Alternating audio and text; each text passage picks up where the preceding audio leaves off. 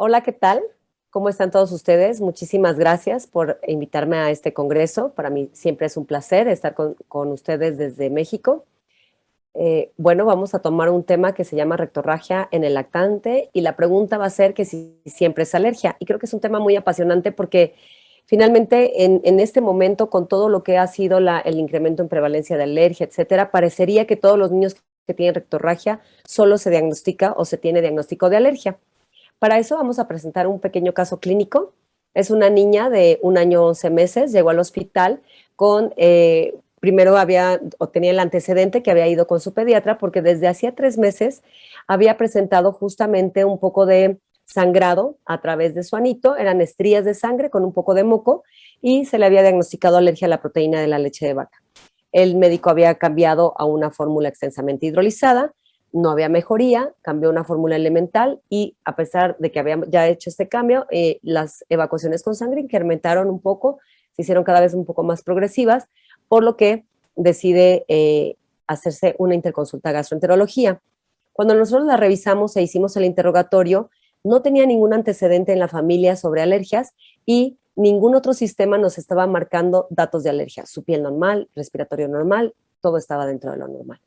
Por lo tanto, se decidió hacer una colonoscopía y se encontró un pólipo rectal único. Se extirpa, con esto la niña deja de tener rectorragia y se inicia su dieta normal, con proteína normal de leche y bueno, la paciente se encuentra en estos momentos sin ningún problema. Entonces vemos cómo sí podemos llegar a esa confusión. Es fácil caer rápidamente en el diagnóstico de alergia, pero sí tenemos que hacer nuestros diagnósticos diferenciales. Para poder abarcar un poco más sobre el tema, tenemos que hablar acerca de lo que es la rectorragia.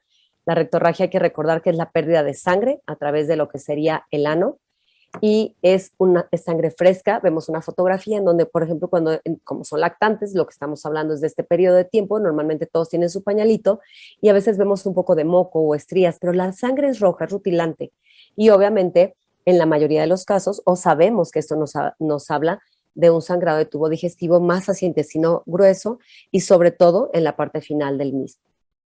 Hablamos también un poquito de hematoquesia. Cuando mencionamos sangrado de tubo digestivo bajo, siempre podríamos confundir la hematoquesia con algo de la rectorragia.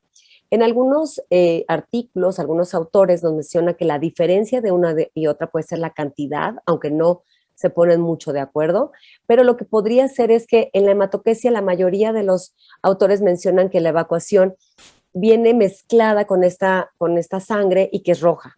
Entonces eso nos hablaría más de un sangrado un poco más alto que, por ejemplo, si está en recto o en sigmoides. Entonces esa sería una diferenciación entre rectorragia y hematoquesia, aunque algunos autores también las refieren como junta y manejan los síntomas o el origen de las mismas prácticamente igual.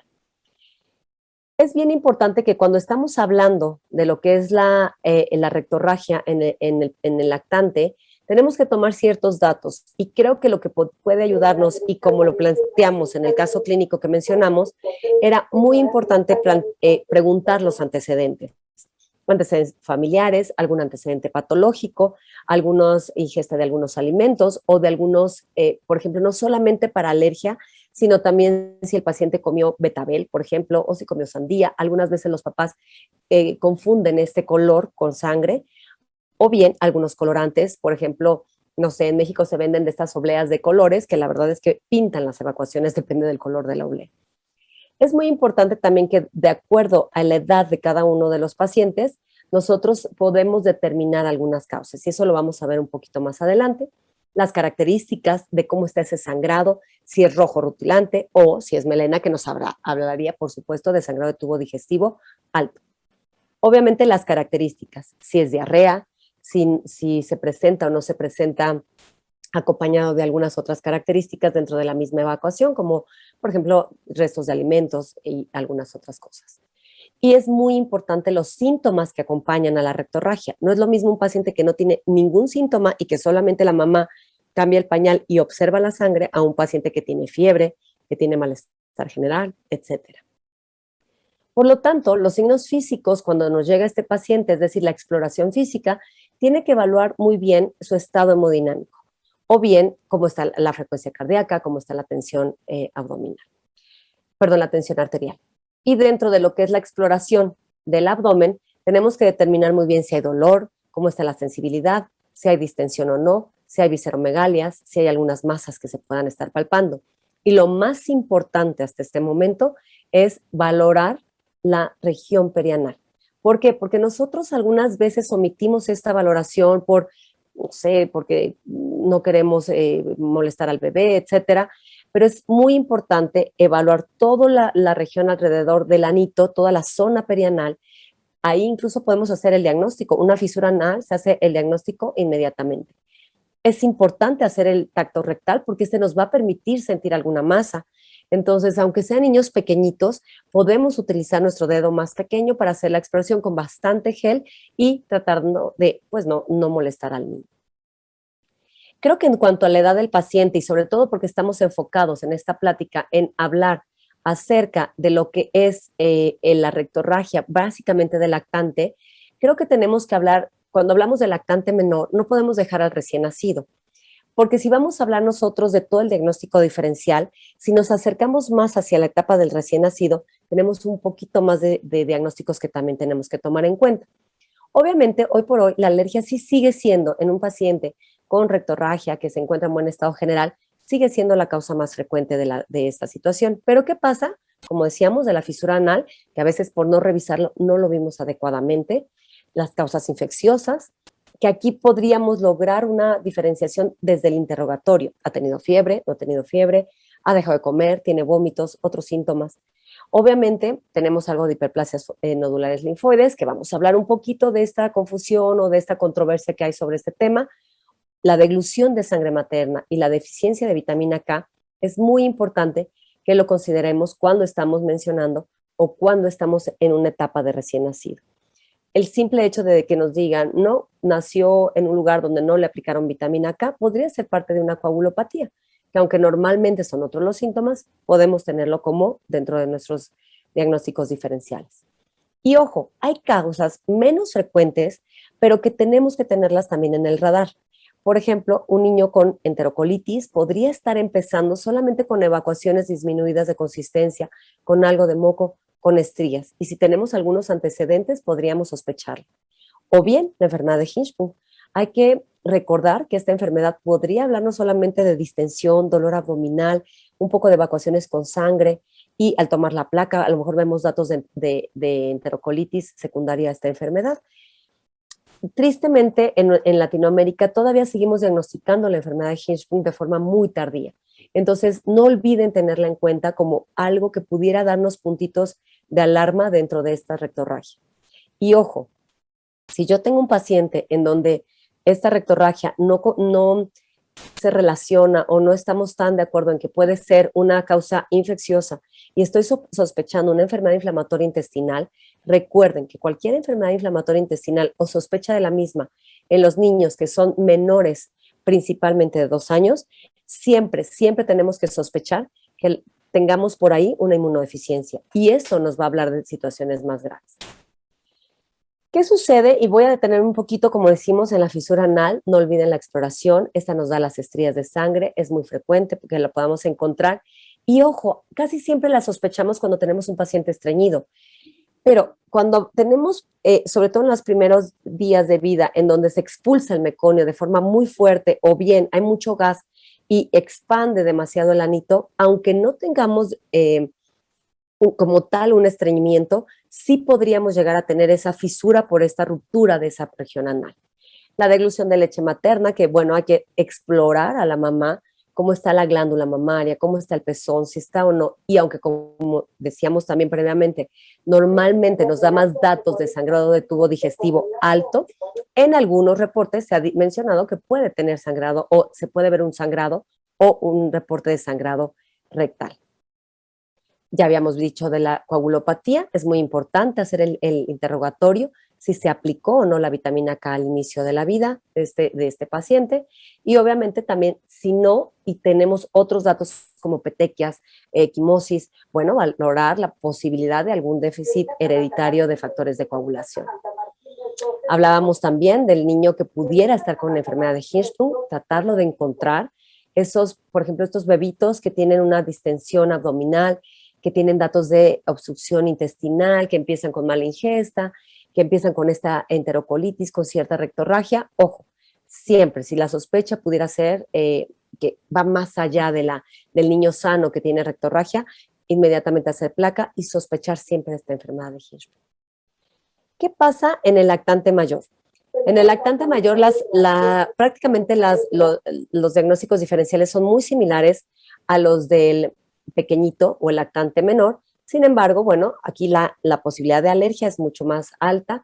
La fisura anal sigue siendo importante y aquí sí se puede estar ya relacionando con estreñimiento también, las causas infecciosas y la hiperplasia nodular linfoide. Dentro de las más o menos frecuentes, por ahí nada más tenemos que recordar tal vez un divertículo de Meckel, aunque sabemos que es un sangrado mucho más profuso. También algo de, otra vez, la enfermedad inflamatoria intestinal, pero sería de origen o de inicio muy temprano y no olvidar que son o pueden ser inmunodeficiencias primarias. ¿Qué pasa con la hiperplasia nodular o folicular linfoide? Sabemos que la rectorragia se puede presentar como escasa, se menciona que es de origen benigno, algunos mencionan que es un cuadro que está autolimitado. Sin embargo, a la fecha, parecería que más bien esta hiperplasia o esta situación pudiera estarse más bien relacionando con datos de hipersensibilidad inmunológica. Es decir, podríamos ir planteando más hacia una alergia alimentaria. Por eso, bueno, es que todavía está un poco en controversia. Y recordar, sí, la alergia sigue siendo nuestro principal causante. Siempre es bien importante que cuando el bebé está sanito, cuando no nos está dando otros datos de sepsis, de fiebre, de vómitos, etcétera, o estos datos de alarma, no dejar de sospecharlo. En México todavía a veces tenemos estos bebitos regordetos que llegan con un pañal como está en la fotografía que ven ustedes en la pantalla y empiezan con diagnóstico de infección y les dan ampiamicametro. Y esto puede preservar mucho más la alergia. Entonces, sí, obviamente tenemos que pensar en todo lo que habíamos mencionado antes, pero no dejar de pensar que, sobre todo en los niños pequeños, menores de 2 años, un lactante, la mayoría de los síntomas van a estar relacionados con inmunoglobulina, que más bien no van a ser mediadas por IgE, y por lo tanto la proctitis es una de las características más altas. Recordar que entre más pequeñito hacia más grande, digamos que los síntomas relacionados con no IgE son mucho más frecuentes, hasta en un 90 o 95%, a los niños más grandecitos que ya se van a todos los síntomas mediados por IgE. Entonces, recordar que si yo tengo un paciente que tiene además de esa rectorragia, tal vez dermatitis atópica, estamos viendo en esta gráfica cómo tenemos combinación de algunos síntomas, aparte de la alergia puede haber algo de incluso niños que tienen broncoespasmos, laringoespasmos, y además tengo algo de rinitis alérgica, o bien tengo ya una dermatitis atópica, sí podemos irnos más a la sospecha de una alergia. Si no tengo nada de eso, buscar también todos los datos que habíamos mencionado.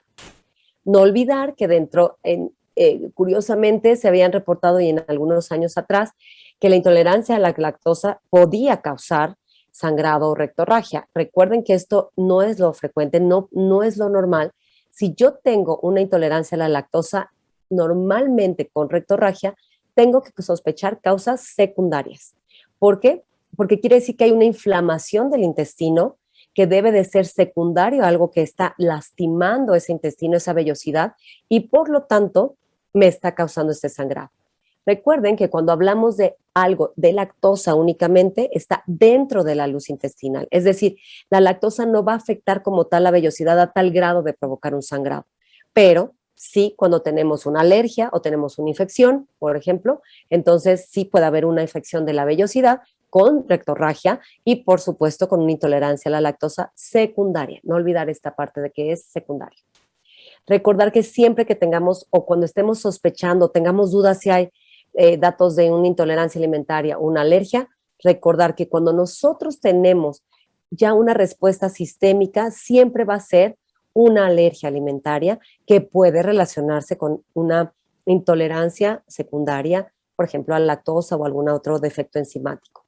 Recordar que cuando tenemos rectorragia, estamos hablando de que puede ser una proctitis y normalmente la proctitis puede relacionarse con padecimientos de tipo no IgE. Cuando tengo esa duda entre si es una proctocolitis, algunos me decían, bueno, ¿y podría haber alguna dificultad en valorar si es una enfermedad, por ejemplo, un FPAIS, pues no, definitivamente en una el paciente está sanito, está como decimos, llega al consultorio, perfecto, regordete, hermoso, y el otro bebé está prácticamente en un estado de choque. Entonces esa diferenciación es fácil en ese sentido por la exploración física y el estado general del bebé. ¿Cuándo hacer una endoscopía en una rectorragia? Solamente si tengo duda diagnóstica. No debemos hacerlas solo cuando ya descarté todo lo que mencionamos en un inicio y bueno, no me convence el diagnóstico, puedo yo hacerla porque puede ser totalmente inespecífica, algunas eritemas, algunas erosiones, pero incluso la misma biopsia puede ser totalmente indescriptible.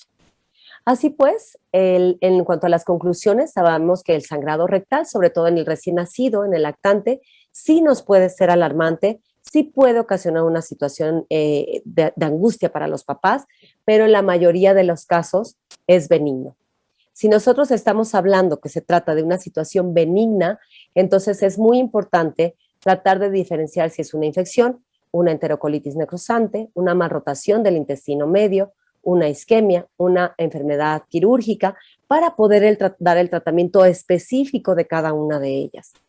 Sabemos que la mayoría de estos niños van a tener una resolución, si bien es, si no espontánea, sí con el tratamiento que indiquemos. Por ejemplo, si se trata de una infección, entonces al dar el tratamiento antibiótico se mejorará sin ningún problema y seguirá con su vida de un bebé recién nacido sano. Si es una alergia, igual al retirar la proteína que es la que está afectando, pues entonces el paciente mejorará sin mayor problema. Sabemos que cuando el sangrado rectal es escaso, es fresco, está el niño en condiciones generales normales, en un neurodesarrollo normal, esto puede ser, o más bien no requiere estudios extremos, ni una endoscopía, no requiere más allá de la vigilancia clínica del paciente. Y recordar todos los diagnósticos diferenciales, incluso los más graves, para tener siempre búsqueda de datos de alarma y poder diagnosticar correctamente al paciente. Muchas gracias.